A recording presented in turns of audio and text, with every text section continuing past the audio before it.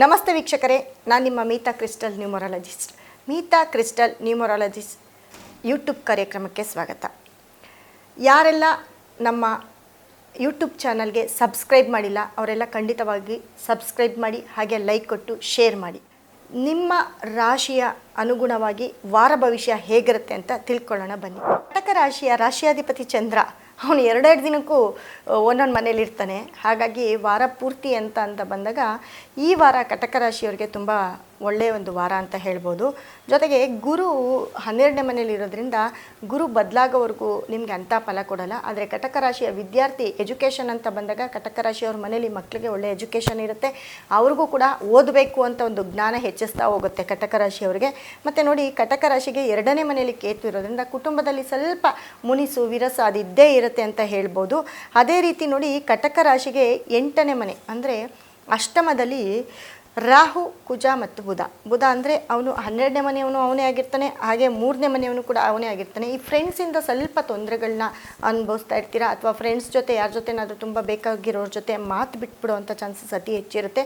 ಜೊತೆಗೆ ರಾಹು ಕೂಡ 8ನೇ ಮನೆಯಲ್ಲಿರೋದ್ರಿಂದ ಮನೆಯಲ್ಲಿ ಸಡನ್ನಾಗಿ ಯಾರಿಗಾದ್ರೂ ಹೆಲ್ತ್ ಅಪ್ಸೆಟ್ಟು, ಮತ್ತು ನೀವೆಲ್ಲಾದರೂ ಹೋದಾಗ ಎಲ್ಲೋ ಒಂದು ಕಡೆ ಸಣ್ಣದ ಕಾಲು ಜಾರು ಬೀಳೋದು, ಅಥವಾ ಯಾರೋ ಸುಮ್ಮನೆ ಹಿಂಗೆ ಟಚ್ ಮಾಡಿಬಿಡೋದು, ಅದರಿಂದ ಸ್ವಲ್ಪ ಅವ್ರ ಜೊತೆ ಸ್ವಲ್ಪ ಮಿಸ್ಅಂಡರ್ಸ್ಟ್ಯಾಂಡಿಂಗ್ ಆಗೋದು, ಇಲ್ಲ ಮಿಸ್ಬಿಹೇವ್ ಮಾಡೋದು, ಇದೆಲ್ಲವೂ ಕೂಡ ಆಗ್ಬೋದು ಕಟಕ ರಾಶಿಯವ್ರಿಗೆ. ಇದ್ರ ಬಗ್ಗೆ ಸ್ವಲ್ಪ ಎಚ್ಚರಿಕೆಯಿಂದ ಇರಿ ಅಂತ ಹೇಳ್ತೀನಿ. ಮತ್ತು ಕುಜ ಕೂಡ ಅಷ್ಟಮದಲ್ಲಿ ಇರೋದ್ರಿಂದ ಖಂಡಿತವಾಗ್ಲೂ ನಿಮಗೆ ಪಂಚಮಾಧಿಪತಿ ಕುಜ ಅವನು ಅಷ್ಟಮದಲ್ಲಿ ಬಂದಾಗ ಪ್ರಾಪರ್ಟಿ ವಿಷಯದಲ್ಲಾಗಿರ್ಬೋದು, ಮನೆ ವಿಷಯದಲ್ಲಾಗಿರ್ಬೋದು, ಸಣ್ಣ ಪುಟ್ಟ ಅಕ್ಕಪಕ್ಕದವರಿಂದ ಯಾವುದಾದ್ರೂ ಒಂದು ತೊಂದರೆ ಆಗೋದು, ಜಗಳ ಆಗೋದು, ಮಾತಿಗೆ ಮಾತು ಬರೋದು, ಇದೆಲ್ಲವೂ ಕೂಡ ಏರ್ಪಾಡಾಗುತ್ತೆ. ಹಾಗಾಗಿ ಹಬ್ಬ ಇರೋದ್ರಿಂದ ಸ್ವಲ್ಪ ಖುಷಿಯಾಗಿ ಮಾತನ್ನು ಕಮ್ಮಿ ಮಾಡಿ ಬೇರೆಯವರ ವಿಷಯಕ್ಕೆ ಹೋಗ್ದಿರ ಸ್ವಲ್ಪ ನಿಮ್ಮನ್ನು ನೀವು ನೋಡಿಕೊಂಡ್ರೆ ಕಟಕ ರಾಶಿಯವ್ರಿಗೆ ತುಂಬ ಒಳ್ಳೆಯದು ಅಂತ ಹೇಳ್ಬೋದು.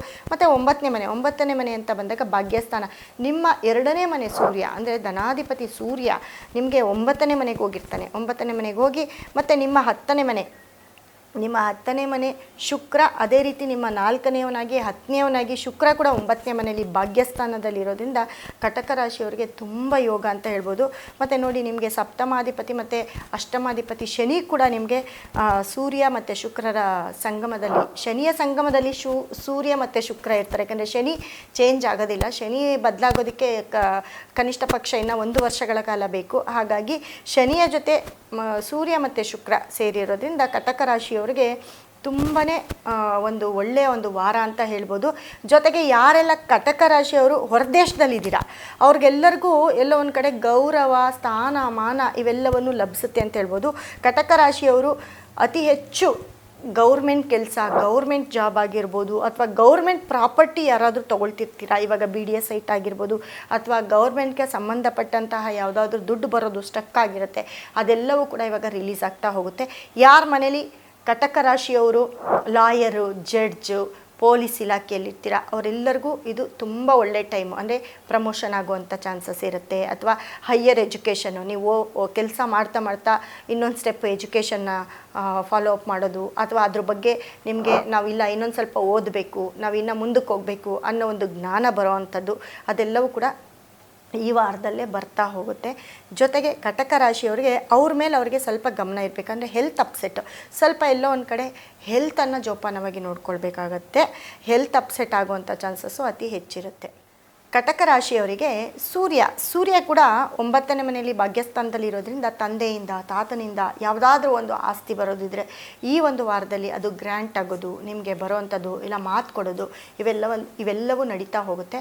ಜೊತೆಗೆ ಗೌರ್ಮೆಂಟ್ ಅಂತ ಬಂದಾಗ ಖಂಡಿತವಾಗ್ಲೂ ಯಾರೆಲ್ಲ ಸರ್ಕಾರಿ ಕೆಲಸದಲ್ಲಿ ಇದ್ದೀರಿ, ಸರ್ಕಾರಿ ಕೆಲಸಕ್ಕೆ ಯಾರೆಲ್ಲ ಅರ್ಜಿ ಹಾಕಿದ್ದೀರಿ, ಅಥವಾ ಸರ್ಕಾರಿ ಕೆಲಸ ಬೇಕು ಅಂತ ಯಾರೆಲ್ಲ ಪಣ ತೊಟ್ಟಿದ್ದೀರಿ ಅವರೆಲ್ಲರಿಗೂ ತುಂಬ ಶುಭವಾಗಿರುವಂಥ ವಾರ ಇದಾಗಿರುತ್ತೆ. ಹಾಗಾಗಿ ಖುಷಿಯಾಗಿ ಗೌರ್ಮೆಂಟ್ ಕೆಲಸದವರೆಲ್ಲ ಇನ್ನೂ ಸ್ವಲ್ಪ ಪುಷಪ್ ಮಾಡಿದ್ರೆ ಎಲ್ಲೊಂದು ಕಡೆ ಪ್ರಮೋಷನ್ ಆಗ್ಬೋದು, ಇಲ್ಲ ಟ್ರಾನ್ಸ್ಫರ್ ಆಗ್ಬೋದು, ಅಥವಾ ಕೆಲಸ ಸಿಗದೇ ಇರೋರಿಗೆ ಕೆಲಸ ಸಿಕ್ಬೋದು. ಅದ್ರ ಬಗ್ಗೆ ಯಾವುದಾದ್ರೂ ಒಂದು ಮಾಹಿತಿ ಕೂಡ ನಿಮಗೆ ಸಿಗುತ್ತೆ ಅಂತ ಹೇಳ್ತೀನಿ. ಈ ಕಟಕ ರಾಶಿಯಲ್ಲಿ ಯಾವೆಲ್ಲ ಸೆಕ್ಟರಲ್ಲಿ ಇರ್ತೀರೋ, ಅಂದರೆ ಒಂದು ಸಣ್ಣ ಅಂಗಡಿ, ಒಂದು ದೊಡ್ಡ ಮಳಿಗೆ ಇಟ್ಕೊಂಡಿರ್ತೀರಾ, ಅಥವಾ ನಿಮ್ಮ ಉದ್ಯೋಗ ಏನಿದೆ ಅವ್ರಿಗೆಲ್ಲರಿಗೂ ಕೂಡ ನಿಮ್ಮ ಉದ್ಯೋಗದ ಅನುಸಾರವಾಗಿ ನಿಮಗೆ ಆದಾಯ ಕೂಡ ಬರ್ತಾ ಇರುತ್ತೆ. ಈ ವಾರ ನಿಮ್ಮದೇ ವಾರ ಅಂತ ಹೇಳ್ಬೋದು. ಹಾಗಾಗಿ ಕಟಕ ರಾಶಿಯವರು ಫಾಲೋ ಮಾಡಬೇಕಾಗಿರೋಂಥ ಒಂದು ನಂಬರ್ ಅಂತ ಬಂದರೆ 2 ಅನ್ನೋ ನಂಬರ್ನ ಅತಿ ಹೆಚ್ಚು ಫಾಲೋ ಮಾಡಬೇಕಾಗುತ್ತೆ. 2233 ಈ ಥರ ಒಂದು, ಅದರಲ್ಲೂ ನಿಮ್ಮ ಫೋನ್ ನಂಬರಲ್ಲಿ ಏನಾದರೂ ಈ ನಂಬರ್ಗಳಿದ್ದರೆ ಅತಿ ಹೆಚ್ಚು ಪಾಸಿಟಿವ್ ಕೊಡುತ್ತೆ. ನೀವೇನೇ ಫೋನಲ್ಲಿ ಆ ನಂಬರ್ ಇರ್ತಕ್ಕಂಥವ್ರು ಆ ಫೋನಲ್ಲಿ ನೀವು ಯಾವುದೇ ವ್ಯವಹಾರ ಮಾಡಿದ್ರು ಅದು ಕೂಡ ನಿಮಗೆ ಈ ಒಂದು ವಾರ ಪಾಸಿಟಿವ್ ಆಗ್ತಾ ಹೋಗುತ್ತೆ.